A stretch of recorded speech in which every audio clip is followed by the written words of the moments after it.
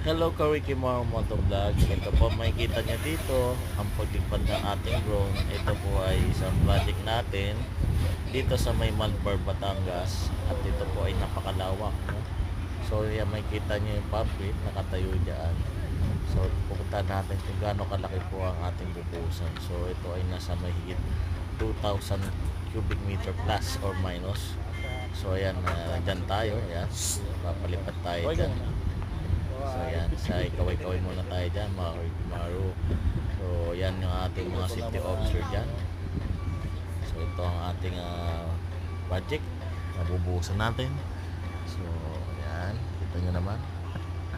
So pinapractice pa lang natin dyan yung ating drone para hindi tayo magkamali at hindi masira ang ating drone at bumagsak. So yan, puntahan po natin. So ingat lang tayo kasi meron dyan tower crane. So hindi tayo pwedeng masyadong tumaas doon at baka mababangga tayo ng tower crane.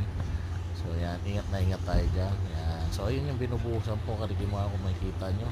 Andun po sa may dulo. Yan, taasan pa natin ng kaunti. Yan. So yan po. So marami po nakapilang mga mixer truck dahil hindi po tayo pwedeng magputol dyan. So massive po rin po yan.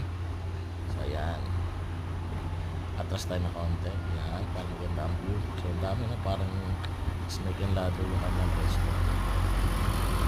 Ayun pa. So ayun yung boom.